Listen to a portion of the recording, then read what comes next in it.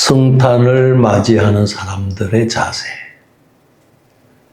우리가 성탄이라고 하는 것은 바로 아기 예수님께서 이 땅에 태어나심을 성탄이다 하고 있죠.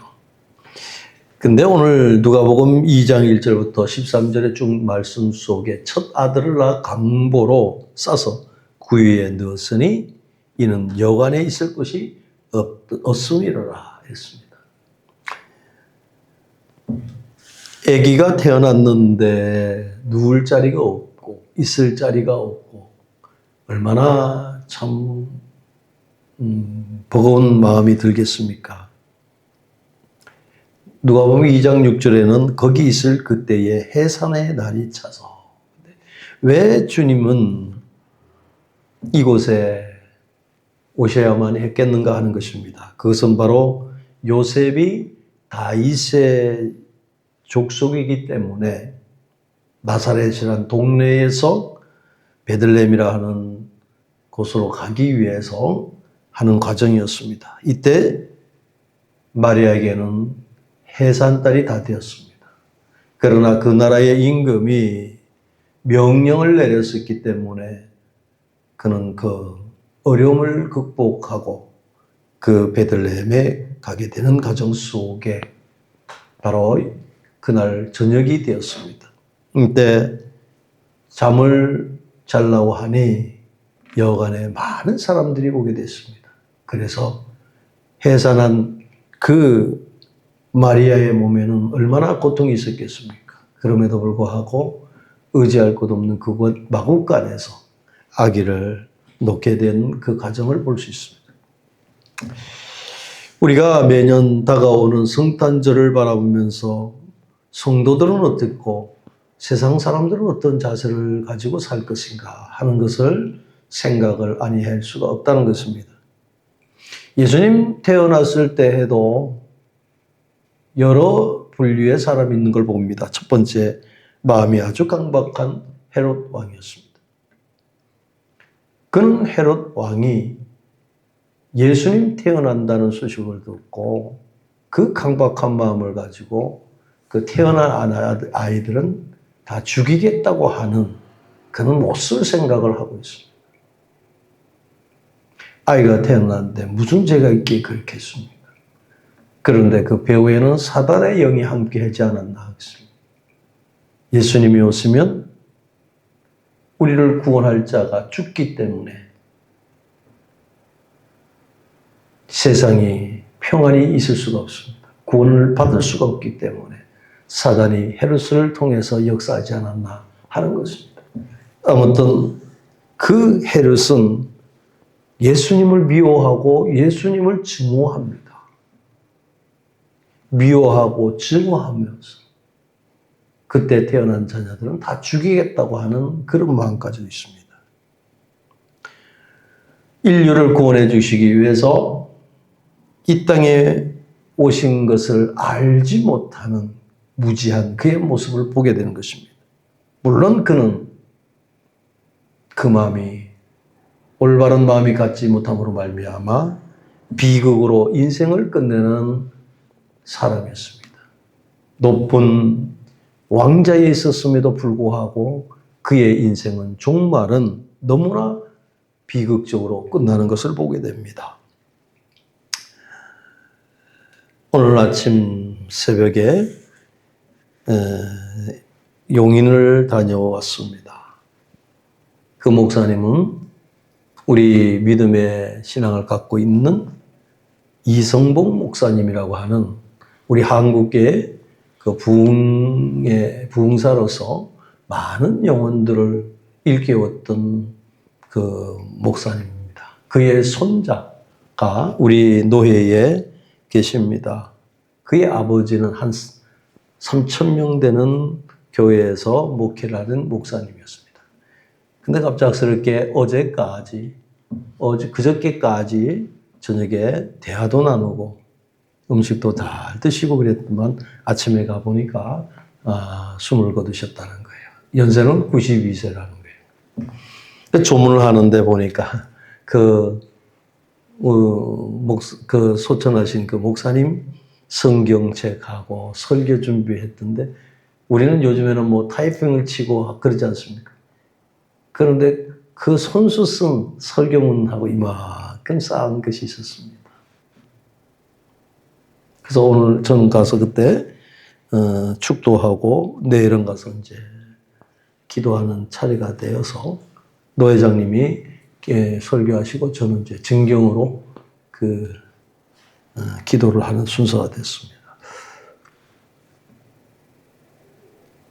평생 주를 위해서 사시다가 연수가 닿아서 하나님 부르심에 가셨던 그 목사님을 이렇게 보니까 너무 존경스러운 마음이 듭니다. 그리고 그 아버지 이성복 목사님이 그 훌륭한 목사님 아들이 그 목회하다가 또 그 3대째 이렇게 이어가는 목회를 보면서 참 부럽기도 하고 또 신앙의 유산을 물려준 그 가게를 생각하니까 참 훌륭한 분이구나 하는 생각이 들었습니다.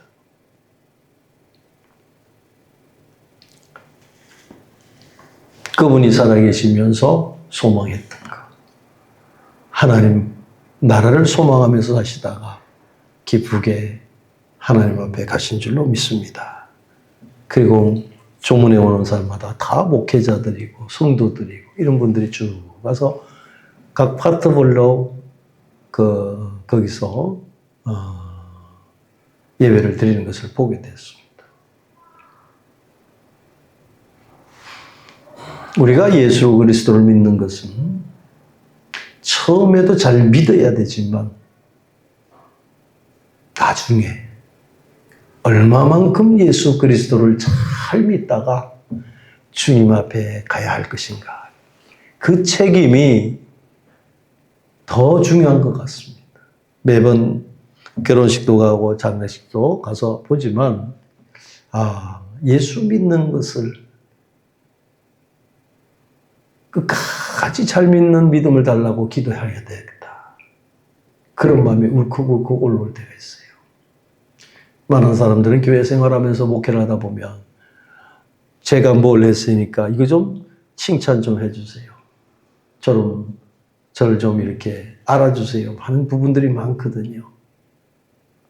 그런데 그것보다도 진실한 마음을 가지고 있다가 주님 만날 그날에 기뻐하며 갈 수 있는 그 순간이야말로 얼마나 참 아름다운 것인가 생각을 잠깐 해봤습니다. 오늘 여기 나오는 헤롯이라는 왕은 예수를 알지 못했습니다. 예수가 구세주라고 하는 것을 알았더라면 예수를 죽이려고 하는 마음이 없었을 것입니다. 우리도 마찬가지입니다. 우리가 예수 그리스도가 누군가를 진정으로 알았다면 신앙생활이 나태해진다든가 게을러진다든가 그렇지 않고 열심히 믿을 것입니다. 그래서 우리 신앙생활 속에서 우리는 구주를 알아야 될 필요가 있다. 많은 설교를 하지만 그 많은 1년 내내 설교를 하면서도 과연 성도들의 신앙은 얼마나 성장하고 그것으로 받아들일 수 있는 마음이 있느냐 하는 거예요. 네. 마치 그물로 큰 고기는 잡고 그 적은 고기는 다 빠져나가듯이 내가 들을 수 있는 것만 듣고 듣지 싫은 것은 다 흘러버리는 것이야말로 그것은 옳지 못하는 것입니다. 하나님의 말씀은 좋은 말씀도 있습니다. 하나님의 말씀은 또한 책망도 있습니다. 가르치기도 합니다. 교훈을 합니다. 다 받아들일 때에 신앙은 성장하는 믿음을 가지게 됩니다. 사랑하는 성도 여러분, 예수를 알지 못하면 인생은 비극으로 끝납니다. 예수를 안다면 인생의 종말에 대해서는 아름답게 장식될 것입니다. 그래서 어느 장소에서든지 하나님을 찬양하고 그 내 마음속에 우러나는 그 찬양을 통해서 기도가 되고 하늘 문이 열리는 역사가 일어나는 체험이 있어야 될 줄 믿습니다. 사랑하는 성도 여러분, 또한 이 성탄절 되면 늘 떠오르는 사람들이 있습니다. 별을 연구했던 사람이 별이 인도함을 따라서 쫓아갔던 사람도 있습니다. 그걸 보고 우리는 동방박사라고 말합니다. 동방박사들은 그 먼 데서 고생을 하면서 별이 가는 데까지 가는 사람이었습니다. 고생을 하면서 찾아왔던 그 분이 바로 예수 그리스도를 알게 되는데 그냥 온 것이 아니라 황금과 유향과 모략을 가지고 왔다는 거예요. 황금이라는 것은 왕권을 말하고 있습니다. 당신은 유대인의 왕입니다. 이래서 황금을 드리는 거예요. 유향이라는 것은 당신은 신성한 분이십니다. 신령한 분이십니다. 그런 의미로 유향을 바쳤습니다. 모략이라는 것은 앞으로 당신은 바로 우리를 위해서 희생을 뿝니다. 그래서 이 세 가지 황금과 유향과 모략을 우리 아기 예수께 바쳤습니다. 이 모략이라는 것은 시신의 부패를 막기 위해서 가져오는 향입니다. 저는 그 별을 따라 쫓아왔던 그들은 얼마나 예루살렘까지 오게 될 때에 힘이 들었겠습니까? 하나의 희망을 가지고 그 별이 움직임을 따라서 소망을 가지고 쫓아오는 저들의 심령은 얼마나 가슴이 부풀었겠느냐 하는 것입니다. 오늘 성탄절을 맞이합니다. 많은 고생과 어려움이 있어서 동방박사들은 예수를 맞이했을 때 그 감격은 이루 말할 수 없을 것입니다. 우리들에게도 한 1년을 보내면서 우리 마음속에도 성탄절의 이 단어 속에 설레이는 마음이 있어야 됩니다. 아기 구주 예수가 다시 이 땅에 오시는 것 같이 우리를 위해서 이 땅에 오시는 그분이 존귀함을 우리가 깨닫는다면 우리의 마음이 따뜻해질 줄 믿습니다. 또한 아기가 태어났을 때 말구유에서 태어나셨습니다. 성경에는 방이 없었다고 말하고 있습니다. 누가복음 2장 7절에 말씀 첫 아들을 낳아 강보를 싸서 구유에 뉘었으니 이는 여관에 있을 곳이 없습니다. 먼저 왔던 사람들은 다 방을 차지하고 있었을 것입니다. 근데 여기에 성경에서는 여관 주인이 어떠한 사람이라는 것은 나오지 않습니다. 많은 사람 설교 중에서도 그렇고 연극에서도 그렇지만 나름대로 각색을 해서 그 캐릭터를 만들어줄 수는 있지는 몰라도 여관 주인이 어떠한 분이라는 건 알 수 없습니다. 어쨌든 간에 그 아기를 낳았다면 해산한 그 연이 있었던 걸 봤다면 그 애기 엄마에게 뭔가를 베풀지 않았을까 하는 것입니다. 그러나 베풀었다는 얘기는 아무것도 없습니다. 짐승이 머무는 곳에 주님이 아기 예수로 왔습니다. 이것을 보면서 우리는 무엇을 느낄까요? 세상은 바쁘다고 하는 일들을 많이 합니다. 3교대를 한다고 합니다. 더 좋은 서비스를 하려고도 합니다. 더 많은 수입을 올리고도 합니다. 그래서 우리 한국 사람들 입에는 바쁘다고 하는 단어를 제일 많이 쓴다는 것입니다. 그리고 바쁘다고 하는 그 단어를 쓰면 서로가 이해를 하고 있습니다. 바쁘구나. 그래서 눈코 뜰 새 없이 바쁘다라고 하면 대단히 바쁘구나. 분주함이라는 것이 만연할 정도로 우리 사회에서 일컫는 단어가 돼버리고 말았습니다. 여관에 갔을 때도 많은 사람들이 다 바빴을 것입니다. 내가 거처가 될 그 숙소를 찾기 위해서 서로가 서로들을 막 경쟁을 하듯이 차지했을 것입니다. 근데 주님은 다소곳하게 그 마구간에서 짐승이 있는 그 방에서 태어났어야만 됐다는 것입니다. 이렇게 여관 주인은 이 관계로 인해서 예수를 알지 못했다는 것입니다. 첫 번째, 헤롯이 예수를 알지 못했습니다. 두 번째, 여관 주인도 예수를 알지 못했습니다.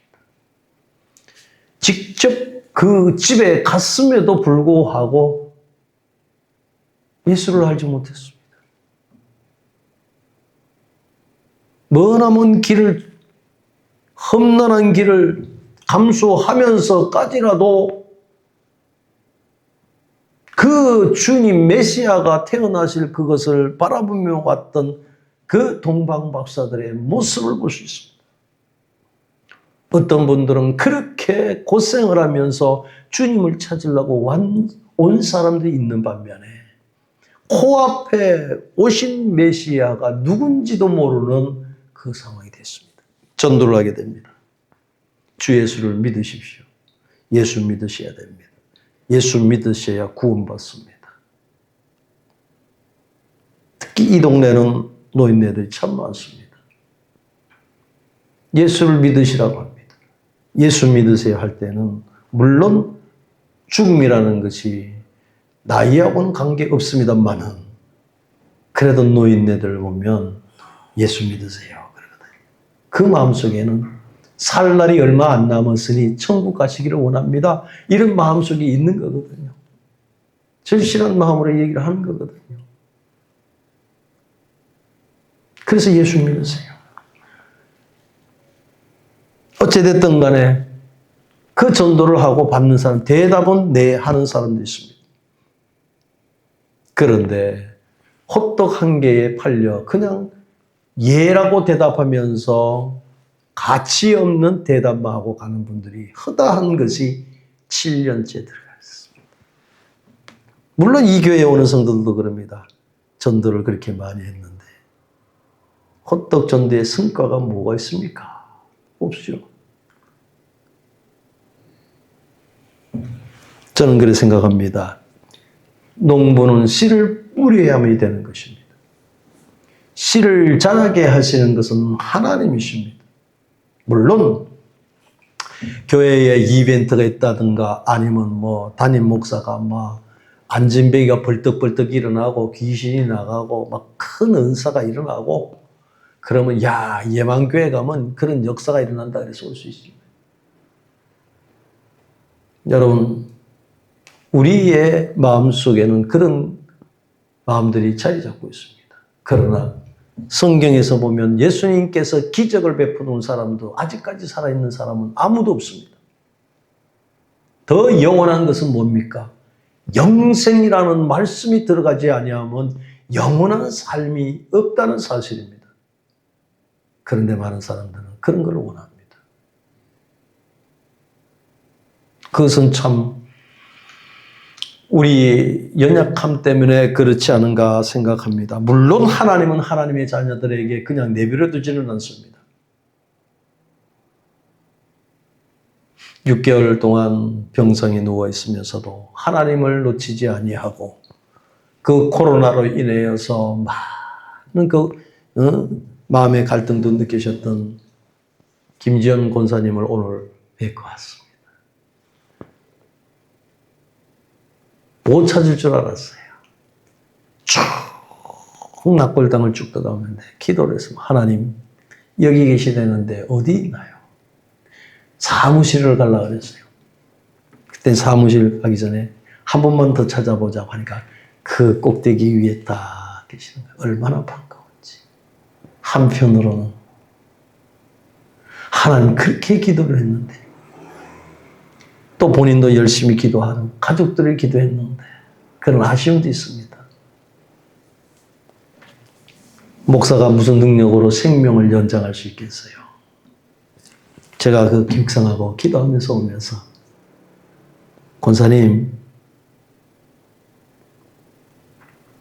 권사님이 바라봤던 소원했던 손영부 집사님 아시죠?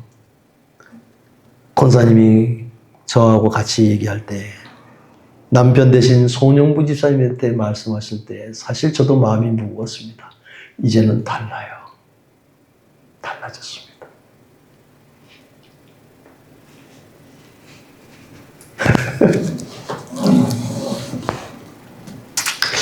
하늘에서 제일 기뻐하실 줄 믿어요.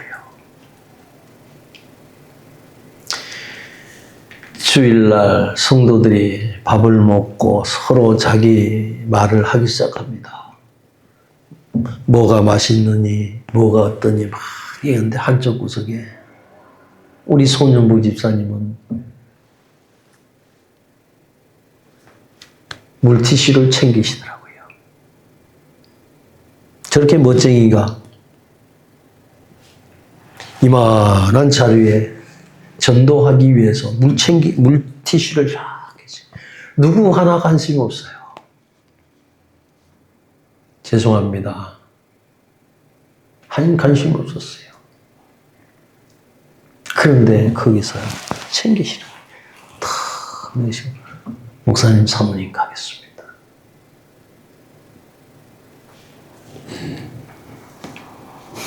무관심은 너무나 무섭습니다. 우리의 소망은 천국입니다. 천국이 우리의 심령에 들어오지 않고서는 우리가 예수가 믿어지지 않는 거예요. 마지막 때 믿는 자를 보겠느냐 하잖아요. 얼마나 바빴으면 주님을 모르실까요? 여관집에 있는 주인장이 바빠서 그랬는지 무관심했는지 모르지만 나라는 존재는 이 한 해를 보내면서 성탄절을 내일 하는 가정 속에서 나는 무엇이 그렇게 바빴느냐 하는 거예요. 기도를 열심히 하고 싶은 마음이 있었는데 바빠서 못할까요? 전도를 하고 싶었는데 전도를 못할까요? 여러분 얘기를 해보면요. 목사님보다 더 말씀도 더 잘 알고 오히려 목사를 이해시키려고 하는 분들이 있어요. 참 좋은 현상이에요. 너무 감사한 일이에요. 그러나 그 심령이 텅 빈 깡통인데도 어찌 그렇게 소리가 잘 나는지 모르겠어요. 여러분 하나님은 중심을 보는 일 안 했어요. 1000번, 10,000번 하는 그 울리는 꽹과리가 되는 것이 아니라 내가 구주를 알고 있습니다. 내가 구주를 믿습니다 하는 것을 주님이 더 좋아하신다는 사실입니다. 인생의 가장 중요한 것은 하나님께서 내게 맡겨주신 일을 나는 어떻게 사용을 하고 있느냐 하는 것입니다. 내 마음속에 모시고 있는 그 인생길을 걸어가면서 무엇보다도 선행되어야 될 것이 무언가를 깊이 깨달을 필요가 있다는 것입니다.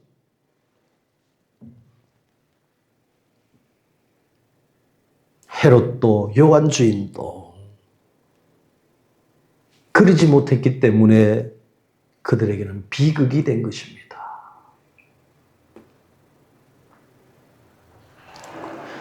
성탄절을 맞이하면서 다시 한번 여러분에게 말씀드려요. 그 사랑의 예수님을 만날 수 없을 정도로 너무 바쁘시는 않았나요? 우리는 먼저 그의 나라와 그의 의를 구할 수 있는 그런 마음을 가지고 있지 아니하면 아니 된다는 것입니다. 최소한도 관심 정도는 가질 필요가 있지 않겠는가 하는 겁니다. 우리 주변에도 마찬가지입니다. 관심을 안 씁니다.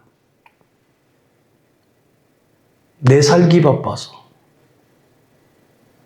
그러나 우리 성도들은 어떠해야 됩니까? 사랑을 베풀고 하나님께서 우리에게 사랑을 베푼 것을 나눠주고 베풀 수 있는 자리에 서야 되는 것이 우리들의 신앙생활입니다.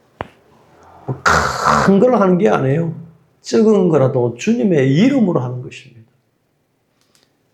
마태복음 25장 40절에는 너희가 여기 내 형제 중에 지극히 작은 자 하나에게 한 것이 곧 내게 한 것이라. 그러니까 주의 이름으로 전하면 되는 것입니다. 주의 이름으로 베푸는 것입니다. 그래야만이 우리는 하나님의 백성의 모습으로 살아가는 것입니다. 하나님 나라는 무관심을 가장 싫어하는 것입니다. 오늘 많은 사람들은 무관심 속에 넘어갑니다. 무관심 속에 교회는 병 들어가고 있습니다. 아시아의 7교회 중에서 계시록의 3장에 보면 4대 교회라는 그 교회가 나옵니다. 그 교회 이름을 뭐냐면 그냥 죽었다 그런 말만 하면 되지요. 아니 버렸다 하는 말만 하면 되는데 왜 그랬습니까? 살았다 하는 이름을 가졌다 그랬습니다. 그 사대교회에 살았다고 하는 이름을 가졌는데 두 번째는 뭐예요? 죽은 자다 그랬습니다. 오늘날 우리 주님께서 그런 말씀하지 않을까요? 오늘날 우리 심령과 우리 교회들에게 하시는 말씀은 있지 않은가요?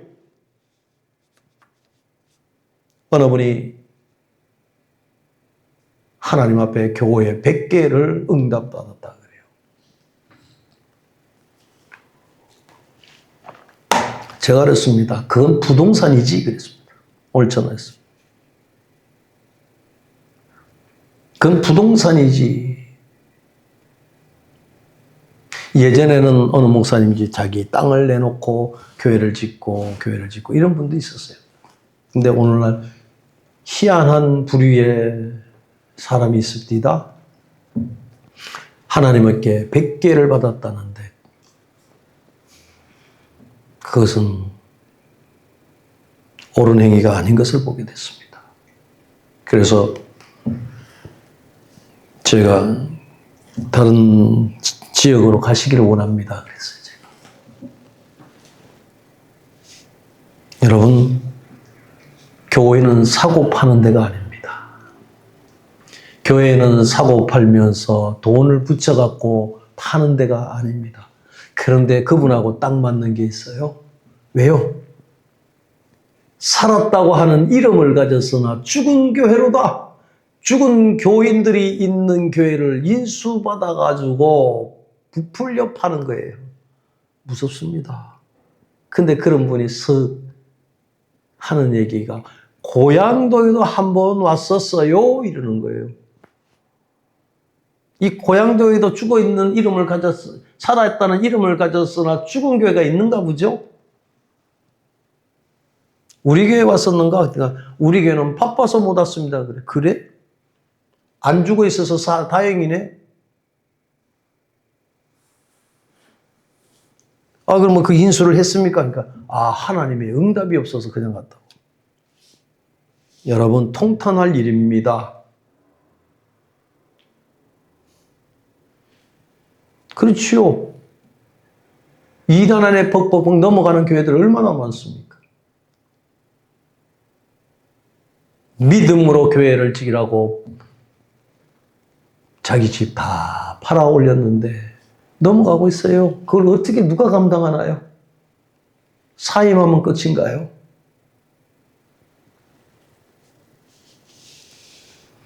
교회는 영혼을 중시 여겨야 됩니다. 기도가 뜨거워야 됩니다. 말씀도 뜨거워야 됩니다. 그런데 어떻게 형식이 무성하고 쓸데없는 정통만 주장하고 없는 권위만 내세운다면 그것은 이미 교인들이나 교회는 죽은 교회가 되는 겁니다. 여러분 깨읍시다. 성탄절이 와서 기쁘다 구주 오셨네라고 하는 것이 중요한 게 아닙니다. 매년 하는 말씀이겠지만 여러분 들을 수 있는 영안이 들어야 되고 영적인 귀가 열리지 않고서는 살아계신 하나님을 맞아 들을 수가 없다는 사실입니다. 동방박사는 별을 보고 쫓아왔던 소망이 있었습니다. 아무 힘도 없고 능력이 없는 무리가 있었습니다. 바로 목자들이었습니다. 제일 하층 계급의 사람이라더만요. 이런 소외계층이었던 이 목자들이 그 당시에 세리와 같은 그 레벨이 아주 무시하는 그런 레벨이었다는 거예요. 그들의 양들이 자기 것이면 어깨에 힘이 들어갈 것 아닙니까? 아니에요. 그것을 맡아 하는 지금과 같은 뭐라 그럴까요? 노비? 아니, 일꾼? 밤새 자기의 주어지는 집에 가서 잠도 못 자고 밤새 그 목자로서 양들을 지키는 거예요. 뜬밤을 새운다는 거겠죠. 그런데 이런 자들에게 뭡니까? 기쁜 소식이 들어왔습니다. 천사의 음성을 듣게 됐다는 것입니다. 여러분, 우리 기독교 신앙은 차별이 없어야 됩니다. 차별이 없어야 됩니다. 목사님께만 좋은 것, 뭐가 뭐 이렇게 대단합니까, 목사가? 저는 그걸 굉장히 싫어합니다. 목사는 주어진 사명을 하고 말씀을 가르치는 은사를 받았기 때문에 목회자가 된 것입니다.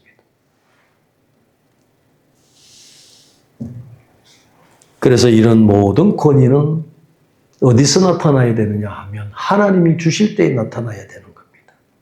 나 좀 높여주세요. 내가 목사인데, 내가 권사인데 그러지 말고요. 하나님이 높여주면 자연스럽게 존경받을 수 있습니다. 15절에 보니까 천사들이 떠나 하늘로 올라가니 목자가 서로 말하되 이제 베들레헴에 가서 주께서 우리에게 알리신 바 이 이루어진 일을 보고자 하고 빨리 가서. 자, 보세요. 목자들은 양들을 지키고 해야 되는데 하나님의 천사가 저들에게 말하니까 저들이 달라지는 거예요. 예수를 보고자 하는 마음이 뜨거워진 거예요.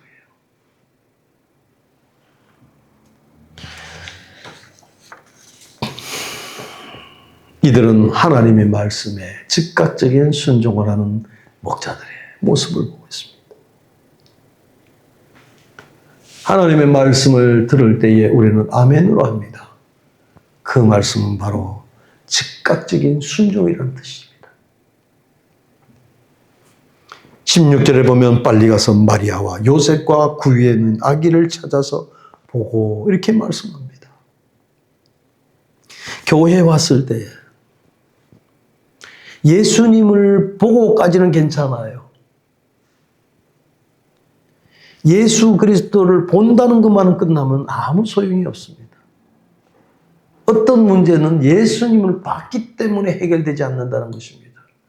교회 갔더니만 십자가가 있네. 교회 갔더니만 웅장 안에 파이프 오리간이 있고 그 찬양이 참 잘 들리고 노래도 잘한다 뭐 이러죠.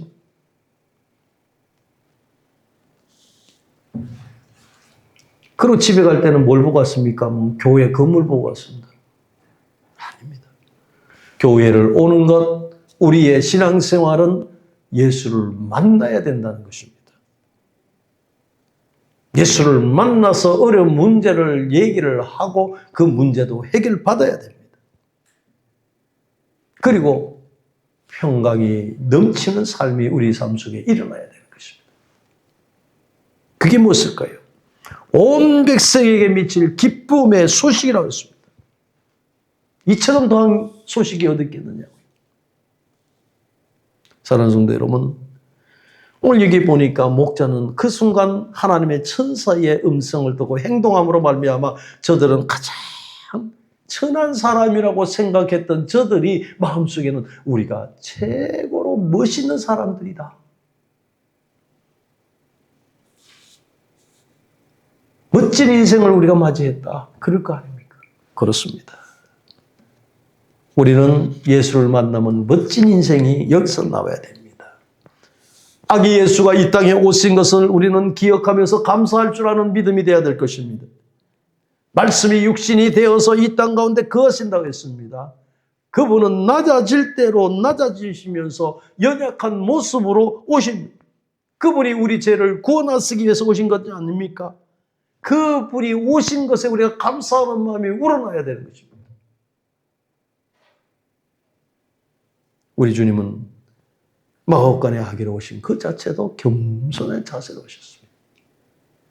자기를 높이신 게 아니라 구약에서 계속 오시겠다고 했던 그 말씀대로 이 땅에 낮은 모습으로 오셨습니다.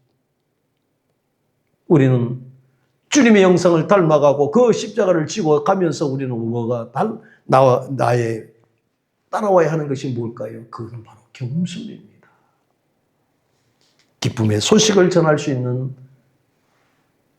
겸손한 하나님의 백성이 꼭 필요하다는 말씀입니다. 그러면서 우리 성탄을 통해서 사랑을 말로만 하는 것이 아니라 행동할 수 있는 그러한 삶이 있기를 바랍니다.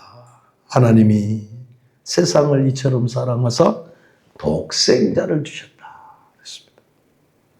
이보다 귀한 선물이 어디 있겠습니까? 그분을 나의 삶 속에 주인으로 받아들이시고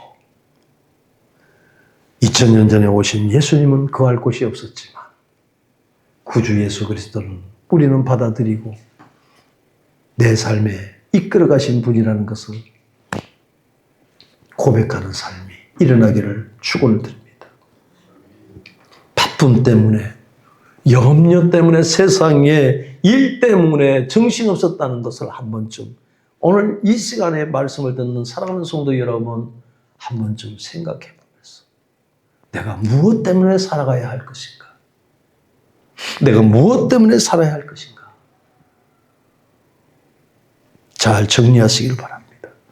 그리고 오신 메시아이신 아기 예수에 대해서 감사하고 겸손하시고 또 기쁨을 전하는 사랑을 전하는 그러한 삶의 방향의 지표가 명확한 삶이 되시기를 주의 이름으로 축원을 드립니다. 은혜로우신 아버지 하나님 감사와 영광과 찬양을 드립니다. 성탄절 이브를 통해서 또한 아버지 하나님 이렇게 예배에 참여하게 하시면 감사합니다.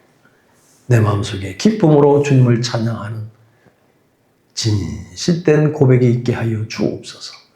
예수님의 이름으로 감사하며 기도 올려옵나이다. 아멘.